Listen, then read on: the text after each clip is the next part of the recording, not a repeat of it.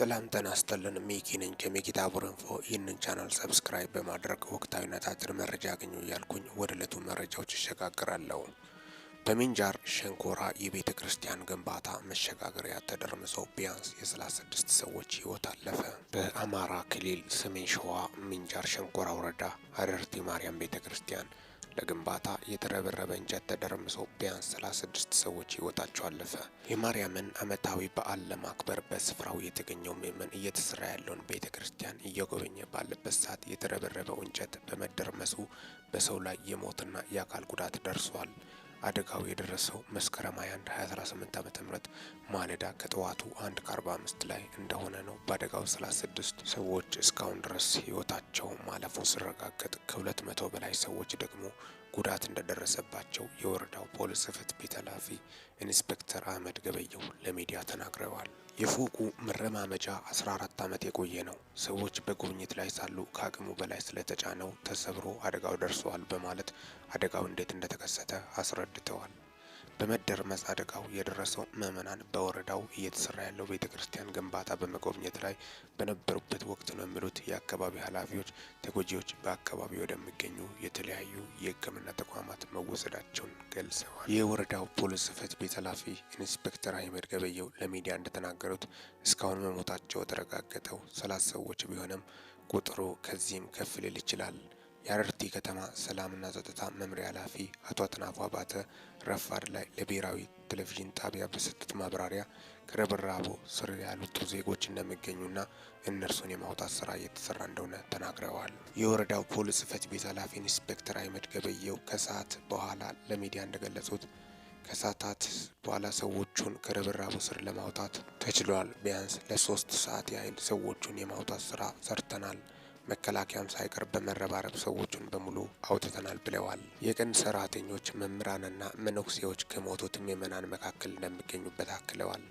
የአረርቲ ሆስፒታል ኃላፊ ተወካይ አቶ ስዩም አልታየ ከጠዋቱ 2 ሰዓት ተኩል ጀምሮ ወደ አረርቲ ሆስፒታል የመጡ ተጎጂዎችን ሕክምና እየሰጡ መሆናቸውን ገልጸዋል። ከፍተኛ ጉዳት የደረሰባቸው ሰዎች መካከል 5ቱ ወደ አዲስ አበባ መላካቸውን ጨምሮ ተናግረዋል። የአረርቲ ከተማ ሰላምና ጸጥታ መምሪያ ኃላፊ አቶ አጥናፉ አባተ 55 ሰዎች ከመካከለኛ እስከ ከፍተኛ ጉዳት እንደደረሰባቸው ለብሔራዊ ቴሌቪዥን ጣቢያ ገልጸዋል። የደረሰውን አደጋ ተከትሎ መንግስት ባወጣው የሀዘን መግለጫ ሕይወታቸውን ያጡ ከባድና ቀላል የአካል ጉዳት የደረሰባቸው በርካታ ሰዎች መኖራቸው በመሰማቱ መንግስት የተሰማውን ሀዘን ይገልጻል። ለተጎጂ ቤተሰቦች መጽናናትን፣ በሕክምና ላይ ለሚገኙ በፍጥነት ማገገምን እንመኛለን ብለዋል። የወረዳው ፖሊስ ጽሕፈት ቤት ኃላፊ ኢንስፔክተር አህመድ የሞቱት ሰዎች ከ25 ዓመት እስከ 80 ዓመት እንደሚደርሱ ለሚዲያ ገልጿል። አቶ ገብረ ወልድ ተስፋ የተባሉ የዓይን እማኝ እንጨት ሲወድቅ የነበረው ጩኸት በጣም ያስፈራ ነበር ሲሉ ለሚዲያ ገልጸዋል። መደናገጡ፣ ግርግሩና የህዝቡ ወከባ ቢኖርም የጸጥታ ኃይሎች ምዕመናኑንና የቤተ ክርስቲያን አገልጋዮችን ተረባርበዋል። በተቻለው ፍጥነት የወደቀው እንጨት ተነስቷል ሲሉም አክለዋል። ጉዳት የደረሰባቸውን ሰዎች ወደ ሆስፒታል በአፋጣኝ ለመውሰድ ርብርብ መደረጉን አቶ ገብረወልድ ገልጿል። የህዝብ ውይይት ይደረጋል ስለተባለና ባዛርም ስለሚካሄድ ህዝቡ በብዛት ታላቁ ንግስ ላይ ሄዶ ነበር ያሉት የዓይን እማኝ በእንጨት የተሰራ መወጣጫ ላይ የነበሩ የግንባታ ጎብኚዎች ቁጥር ከፍተኛ መሆኑ ለአደጋው መንስኤ መሆኑን አስረድቷል። እስካሁን የሞቱ ሰዎች ቁጥር ወደ 36 መድረሱን መስማታችንም አክሏል። ከፍተኛ ጉዳት የደረሰባቸው ሰዎች ወደ 55 ገደማ መድረሳቸውንም ገልጸዋል። የተደረመሰው እንጨት በአካባቢው ማህበረሰብ ርብርብ ከተነሳ በኋላ ስርዓተ ቅዳሴ እንደተከናወነና ዛሬ የሞቱ ሰዎች ስርዓተ ቀብር እንደሚፈጸም አቶ ገብረ ወልድ ለሚዲያ ገልጿል። የሰሜን ሸዋ ሀገረ ስብከት ዋና ስራ አስኪያጅ መጋቢ ሐዲስ ነቃ ጥበብ አባቡ ለሚዲያ እንደተናገሩት በአካባቢው ማህበረሰብ ገንዘብ መዋጮ እንደተገነባ ያለው አዲስ ቤተ ክርስቲያን የጉልላቱ መስቀል የወጣበት ዕለት በመሆኑ በዓሉ በስፋት ተከብሯል። የግንባታው ማጠናቀቂያና ስዕላትን ለማየት በርካታ ሰዎች ወደ አዲሱ ህንጻ መግባታቸውንም መጋቢ ሐዲስ ነቃ ጥበብ አክለዋል። እስከ ጣሪያው ያለውን ዲዛይን ለማየት ነው የወጡት። እጅግ አሳዛኝ፣ ልብ ሰባሪ ክስተት ነው። እንደ ሀገርም እንደ ቤተ ክርስቲያንም ትልቅ መርዶ ነው የገጠመን። ዋና ስራ አስኪያጁ ቤተ ክርስቲያን በረከት ለማግኘት ሄዶ አስክሬን መመለስ ልብ ውስጥ የሚፈጥር ነገር ለማንም የሚሰወር አይደለም። የእግዚአብሔር ጥሪ ነው። እንደ ሰውኛ ግን ልብ የሚያደማ ነው ሲሉም አክለዋል። እጅግ አሳዛኝ መረጃ ነው። በዚህ በሚንጃር ሸንኮራ በጣም በሚያሳዝን ሁኔታ ለማመን በሚከብድ ሁኔታ የምዕመናን ህልፈት በአሁኑ ሰዓት ከተለያዩ ከፍተኛ ባለስልጣኖችን ጨምሮ የሃይማኖት አባቶች የሀዘን መግለጫ እየሰጡ እንደሚገኙ ጭምርም ነው። 30 በላይ በጣም በሚያሳዝን ሁኔታ በትንሹ እንግዲህ 30 ሰው ነው ህይወቱ ያለፈው። የሰው ልጅ እንግዲህ መቼ ወጥቶ እንደምሞት አያቅም፣ መሞቻ ጊዜ አያታወቅም። በጣም አሳዛኝና ልብ ሰባሪ ክስተት ነው። እንግዲህ በጣም ልብ ሰባሪ ነው። እጅግ ያልተጠበቀና ያልታሰበ ነው። የእንጨት ርብራብ ተሰብሮ ነው እንደዚህ ተደርምሶ አጠቃላይ ይህ ሁላ ህዝብ በርካታ ቁጥር ያላቸው እንደምታውቀው በትንሹ 50 ሰው ጉዳት ከባድ እንደደረሰበት ጭምርም ነው። በጣም አሳዛኝና ልብ ሰባሪ ክስተት በርካቶችን እምባ ያራጨ በእነሱ ታሪክም በኢትዮጵያ ታሪክም እንደዚሁ ቤተ ክርስቲያን እየተሰራ በዚህ ልክ ሰው ህይወቱ ወድቆ ያልፋል ማለት ታምር እንደሆነ ጭምርም ነው። እጅግ አሳዛኝና ልብ ሰባሪ ክስተት ነው። ህይወት እንደዚህ ነች። ዓለም እንግዲህ ህይወት በጣም አጭር ነች። ሰው የሚሞትበት ጊዜና ሰዓት እንኳን አያውቅም።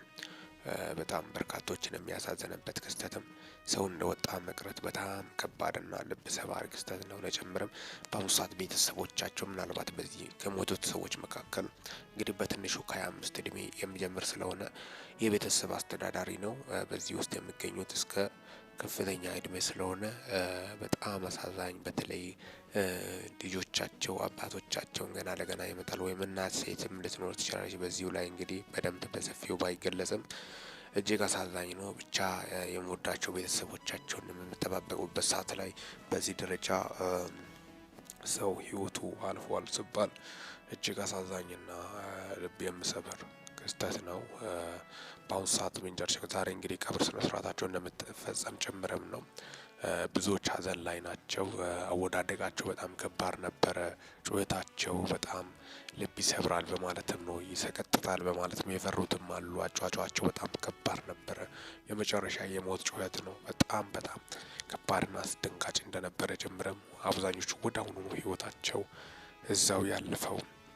አስክሬን ሲወጣ ነው የዋለው ቤተ ክርስቲያን ውስጥ ትላንትና። በጣም ብዙ አሳዛኝ ነገሮችና ልብ የሚሰብሩ ክስተቶች የተፈጠሩበት እንደሆነ በርካታ ምዕመናን በአሁኑ ሰዓት ሀዘን ላይ እንዳሉ ጭምርም በአሁኑ ሰዓት ቤተ ክርስቲያን ዙሪያ አብዛኞቹ በለቅሶ እንደሆኑ ጭምርም ነው የወጡት መረጃዎችን በማስመልከትም ለእናንተ ይዤላቸው መጣሁት። ይህ ቤተ ክርስቲያን ግን ለረጅም ዓመታት የቆየ ርብራብ ላይ ነው፣ ጥንቃቄ ሊደረግ ይገባል በማለትም ነው በርካቶቹም ሲገልጹ የነበሩት። ሴፍቲ ዘፈርስት ይላሉ ውጪዎቹ። ሴፍቲ የመጀመሪያው ቅድሚያ ሊሰጥ የሚገባ ጥንቃቄ እንደሆነ ጀምረም ውጪዎቹ እናገራሉ። እኛ ጋር ደግሞ በጣም በሚያሳዝን ሁኔታ ሰው ችላ ብሎ ነው ደግሞ ጉልላቱ መስቀል ከወጣ በኋላ ነው እንደዚህ አይነት አደጋም ደግሞ የተፈጠረው። በጣም አሳዛኝና ልብ ሰባሪ ክስተትን በማስመልከትም ለእናንተ ይዤላችሁ የመጣሁትን እጅግ ወደ ምንጃር የተሰማው አሳዛኝ ስለሆነ ነው። ላጡት በሞት ላጡት ለወዳጅ ቤተሰቦች መጽናናትን ከሚዲያችን እንመኛለን። እስካሁን ድረስ አብሬያቸው ቆየሁት። ሚኪ ነኝ ከሚኪታቡር ኢንፎ። ይህንን ቻናል ሰብስክራይብ በማድረግ ወቅታዊና ታማኝ እንዲሁም ሚዛናዊ መረጃ ያገኙ። ለሰዓታት ያሉኝ መረጃዎች ይመስላሉ። በወቅታዊና አጫጭር መረጃ እስከምንገናኝ ድረስ በያላችሁበት ዓለም ክፍል ሰላም ያቆያችሁ።